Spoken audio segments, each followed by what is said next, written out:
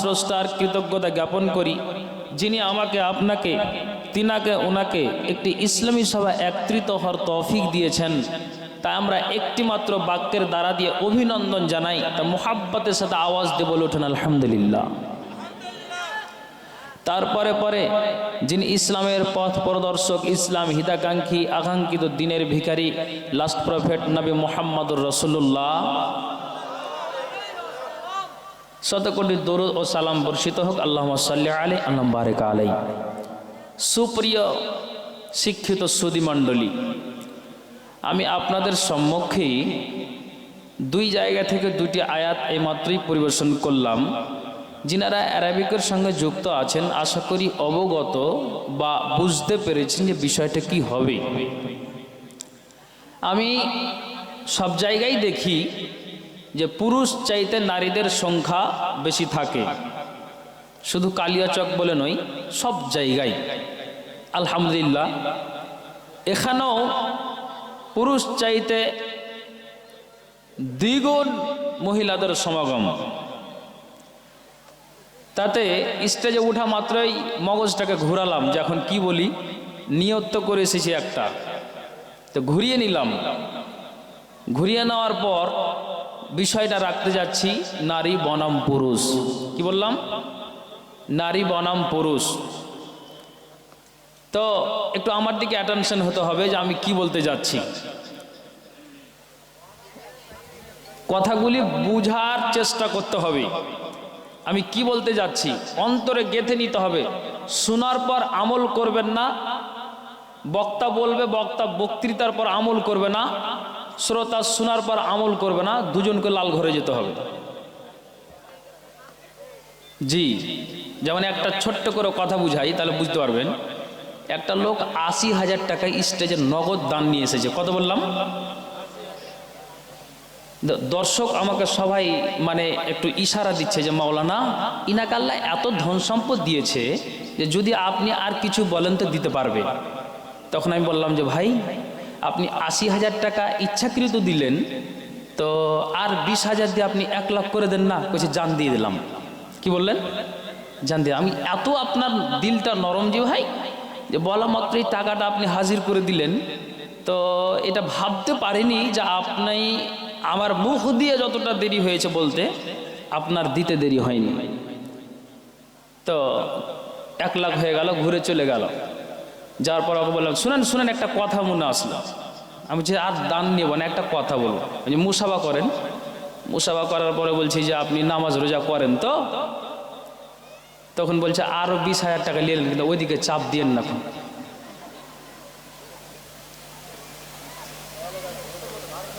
এবার কি বলবো আপনাকে? এই লোকটার ভিতরে ইমানি জজবা, শরীয়তের যে আল্লাহ রসুলের যে বিধান, যে ওসিয়ত বলে গেছে, এখন এই লোকটাকে কি দিয়ে আপনি বুঝাবেন? যেই দিন ৩১শে ডিসেম্বর, সেই দিন একটা লোক মোটামুটি ২ বোতল ও খেয়ে এসেছে। ওয়াল্লাহ বলছে, এটা মিথ্যা নয়, কসম এই জন্য খেলাম যে আপনাকে বিশ্বাস করার জন্য। আর মসজিদে ঢুকে গেছে ভাই। ও এসে বলছে মুলি সাহেব একটা কথা জিজ্ঞেস করার আছে। কইছে কি? কইছে নতুন বর্ষতে পিকনিক খাওয়া হালাল না হারাম? এবার কোন জবাব দিবেন? খুব ভালো করে বুঝবেন। আমি বিষয়টা রাখতে যাচ্ছি নারী বনাম পুরুষ। বোঝার চেষ্টা করবেন যে আমি কি বলতে যাচ্ছি। চলেন কথাকে আগে নিয়ে যাই। আফসুস, এগুলো লাগছে আফসুস। তাহলে আপনাকে কি দিয়ে বুঝাবো? ডান দিকে আমার মা বোন বসে আছেন, সামনে আমার বাবা ভাইরা বসে আছেন। তবে শুরু করা যাক পুরুষ দিয়েই, যে আল্লাহ তাআলা কোরআন আয়াতে কি বলছেন। খুব ভালো করে মাথায় উঠাবেন। আমি সরাসরি আমার বক্তব্যের দিকে যাচ্ছি, ভূমিকা লম্বা না করে। আর এই দুটো কথা বললাম কারণ কি, অটোমেটিক আপনি বক্তব্যের মাঝে বুঝতে পারবেন। বসে থাকেন। আর মা বোন যারা পিছনে আছেন বা পরে আসছেন, জায়গা হচ্ছে না, কিন্তু এইদিকে দেখছি জায়গা অনেক ফাঁকা আছে। তো যেইভাবে মা বোনেরা বসে আছে, উঠাতে বললে এটা কেমন লাগবে? কিন্তু সেটা না করে যদি একটু একটু সাইড দিয়ে দেন তাহলে ওই পিছনের মা বোনদের আসার একটা সুযোগ মিলবে। কাজেই একটু সুযোগটা করে দিলে ভালো হয়। পিছন মা বোন দাঁড়িয়ে আছে, একটু খারাপ লাগছে, তো যাই হোক একটু বসার সুযোগ করে দিবেন। মা বোন বারবার বলায়েন না, আমি যে বক্তব্য রাখতে যাচ্ছি আপনাদের দিকে দেখে আমি আপনাদের বায়ানটা রাখতে যাচ্ছি, কিন্তু খুব খেয়াল করে শুনবেন। তো মা বোনকে একটু সুযোগ করে দিন পিছনের, যেন সামনে এসে বসে যায়। চলেন এবার আগে বাড়ি। তো আল্লাহ তাআলা এই কোরআনের আয়াতে বলছেন, কুল, হে নবী তুমি বলে দাও, ইয়াগুযু মিন আবসারিহিম, তুমি বলে দাও মুমিন পুরুষদেরকে যখন তারা রাস্তায় চলবে তো তাদের নজরকে নিচু করে চলবে, সংযত হয়ে চলবে, তাদের দৃষ্টিকে যেন তারা নিচু করে চলে রাস্তাঘাটে। আল্লাহর কোরআন বলছেন, ভালো করে বুঝবেন। তারপরে আবার আল্লাহ বলছেন ওয়া ইয়াহফাজু ফুরুজাহুম, এটা পুরুষের ক্ষেত্রে হচ্ছে তর্জমা। এই পুরুষ তুমি তোমার আব্রু হেফাজত রাখবে, জালিকা আজকালাহুম, এটাই তোমাদের জন্য অধিক পবিত্র। ইন্নাল্লাহ খাবিরুম বিমা ইয়াসনাউন, তোমরা যা করো নিশ্চয় আল্লাহ তাআলা এর সম্পর্কে সম্যক অবহিত। তর্জমা শেষ। এবার আমি শুরু করব আবার গোড়া থেকে। আল্লাহ বলছেন, কুল, হে নবী তুমি বলে দাও, ইয়াগুযু মিন আবসারিহিম, আল্লাহ এখানে বললেন নজরকে নিচু করে চলো। মা বোন আপনাদের কথা আসবে, তো এখানে পুরুষকে বলছে। আচ্ছা, নজর নিচু করে চলবো কারণ? এবার আপনাকে আমাকে বুঝাতে হবে। জ্ঞানী গুণী মানুষ, বুঝাওয়ালা মানুষ, একটা কথা স্লিপ হয়ে গেলে আপনারা চট করে ভুল ধরবেন। তা আল্লাহ নজরকে কেন নিচু করতে বললেন তা আপনাকে শোনাই। হাদিসের ওয়াজ নেন, নজর নিচু করে চললে দেখেন আমাদের কি আছে গুণটা, এবং দুনিয়া আখেরাতে প্রতিফলটা কি আছে। হাদিসটা শুরু করলাম, কি বলছেন নবীজি? ওয়ান আবি হুরায়রাতা রাদিয়াল্লাহু তাআলা আনহু قال قال رسول الله صلى الله عليه وسلم সালাসাতুন লা তারা আইনুহুম আন্নারা ইয়াউমাল কিয়ামাতি। আবু হুরায়রা থেকে বর্ণিত, নবী সাল্লাল্লাহু আলাইহি ওয়াসাল্লাম বলছেন, সালাসাতুন লা তারা আইনুহুম আন্নারা ইয়াউমাল কিয়ামাতি, তিন শ্রেণীর চক্ষুকে জাহান্নামের আগুন স্পর্শ করবে না। তিন শ্রেণীর চক্ষুকে জাহান্নামের আগুন টাচ করবে না, জাহান্নামের আগুন দেখবে না, জাহান্নামের আগুন নজর দিবে না। ওরা তিন শ্রেণীর চক্ষু কেমন? আল্লাহ রাব্বুল আলামিন বলছেন, শুনে রাখো, মিন খাশিয়াতিল্লাহ, এটা পুরুষের ক্ষেত্রে ওয়াজ হয়।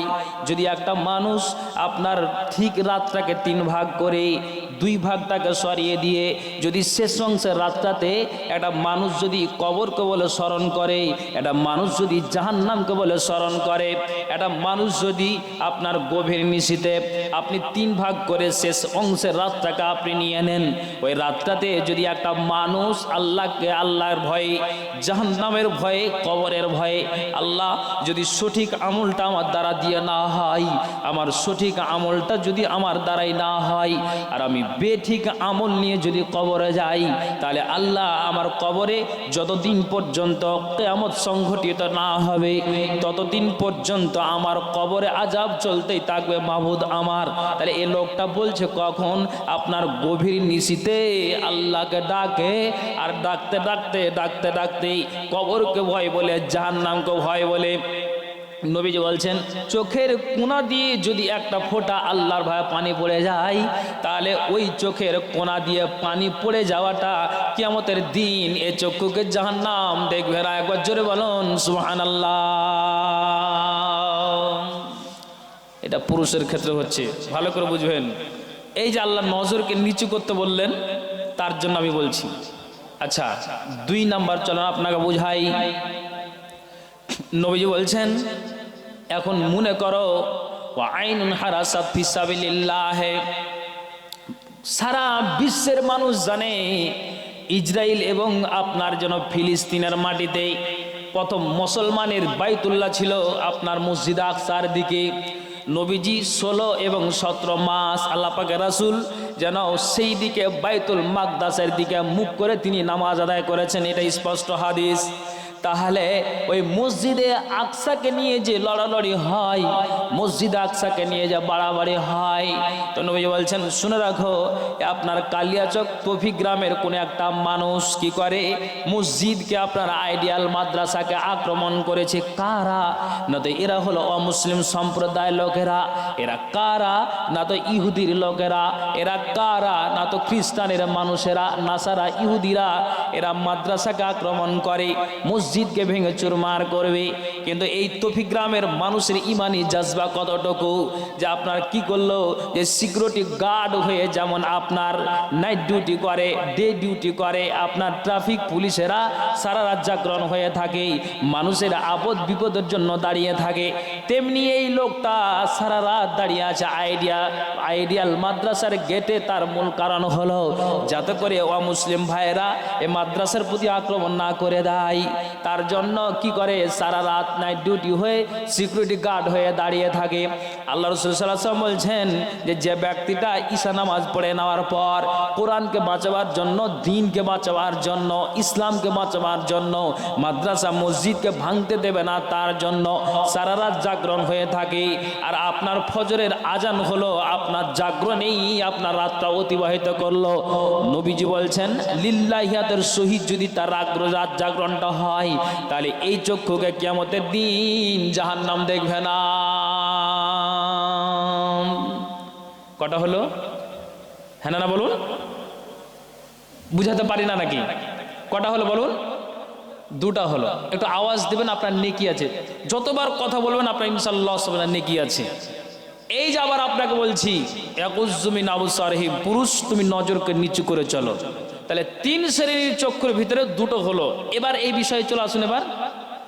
এবার নবী বলছেন ওয়া আইনুন গাযাতান মাহারিমিল্লাহ। এরে কালিয়াচক তফি গ্রামের মানুষেরা কান খোলা শোনো, একটা কোনো মা, একটা কোনো বোন আপনার বুরকা পরে কিংবা চুড়িদার পরে, ছায়া পরে, আপনার জন্য আপনার শাড়ি পরে, কাপড় পরে কি করে আপনার যেন কালিয়াচক থেকে বাড়ির দিকে রওনা দিয়েছে। নারীটা সাইকেলে আসে কিংবা হেঁটে আসে। এটা কালিয়াচক তফি গ্রামের মানুষ কি করেছে, আপনার বাইক নিয়ে আপনার কালিয়াচকের দিকে যায়। মাঝ রাস্তাতে ওই নারীর সঙ্গে দেখা হয়ে গেল। আর নারীর সঙ্গে দেখা হয়ে যাওয়ার পর ওই নারীটাকে এক নজর দিল। আর নজরটা দেওয়ার পরে চট করে তার মাথাটাকে নিচু করলো, তার নজরটাকে নিচু করে দিল। কেন নিচু করলো? সে নিজে নিজে চিন্তা করলো, আল্লাহ এই নারীটা যেমন এ রাস্তায় চলে, তা আমার বোনটাও রাস্তা দিয়ে চলে। এই নারীটাও যেমন রাস্তা দিয়ে চলে, আমার মা কোনো সময় কালিয়াচক মার্কেটে যায়, আমার মা কোনো প্রয়োজনে যায়, কোনো কাউরির বাড়িতে যায়, তাহলে যদি আমি এই নারীটাকে আমি আমার নজর দিয়ে কুনজর করি, তাহলে এটা বড্ড একটা হারামি কাজ হবে। না আল্লাহ না, আমি কি করলাম, এই নারীটাকে আমি বোনের সম্মান দিয়ে পাঠালাম, এই নারীটাকে আমি আমার মায়ের সম্মান দিলাম, এই নারীটাকে আমি আমার কি করলাম, আমি দিদির সম্মান দিলাম, পিসির সম্মান দিলাম, মাসির সম্মান দিলাম। আল্লাহ রাসূল বলছেন যেই পুরুষটা একটা নারীকে এক নজর দেখলো আর দেখার পরে নজরটাকে নিচু করে নিল, কিয়ামতের দিন এই চক্ষুকে জাহান্নাম দেখবে না। একবার জোরে বলুন সুবহানাল্লাহ। পুরুষ, এই জন্য আল্লাহ রাব্বুল আলামিন কি বলছেন, ইয়াগুজ্জু মিন আবসারিহিম, পুরুষ তুমি নজরকে নিচু করো, তোমার কিয়ামতের দিন প্রতিফল ভালো আছে। একটা নারীকে তুমি অচেনা নারীকে দেখেছো, তুমি তোমার নজরকে নিচু করো আর মায়ের বোনের সম্মানে তুমি তাকে সাইড দাও, এই কিয়ামতের দিন এই চক্ষুকে জাহান্নামে স্পর্শ করবে না, দেখবে না, তাকাবে না। জি, এজন্য আল্লাহ বলছেন কোরআনের মধ্যে, এ নবী তুমি বলে দাও মুমিন পুরুষদেরকে, যারা অ্যাকচুয়ালি আল্লাহ রাসূলের প্রতি ঈমান নিয়ে এসেছে, তাদেরকে বলো যখন রাস্তায় চলবে তো তাদের নজরটা যেন নিচু করে চলে। পুরুষের ক্ষেত্রে হচ্ছে একটা তরজমা হলো। তারপর আবার আল্লাহ বলছেন ওয়া ইয়াহফাজু ফুরুজাহুম, এরা পুরুষেরা আপনাকে খোলা কথা বলছি, মাথায় উঠান, যেই পুরুষটার ইজ্জতটা একমাত্র বিবির জন্য হালাল আছে, আর যে নারীর ইজ্জতটা একমাত্র স্বামীর জন্য হালাল আছে, আল্লাহ রাব্বুল আলামিন বলছেন এরে পুরুষ তোমার আব্রুকে তুমি হেফাজত করো, খবরদার তুমি আব্রুটাকে বিলিয়ে দিও না। এটা পুরুষকে আল্লাহ বলছেন। কেননা নবীজিকে জিজ্ঞেস করা হলো, ওয়ান আবি হুরায়রা রাদিয়াল্লাহু তাআলা আনহু قال قال رسول الله সাল্লাল্লাহু আলাইহি ওয়াসাল্লাম, আবু হুরায়রা থেকে বর্ণিত, নবীজিকে জিজ্ঞেস করা হলো, সুয়েলা রাসূলুল্লাহ সাল্লাল্লাহু আলাইহি ওয়াসাল্লাম, আল্লাহ পাকের রাসূলকে জিজ্ঞেস করা হলো, নবীজি গো আপনি বলেন তো, আন আকসিরি মা ইদখুলুন নাসাল জান্নাতা,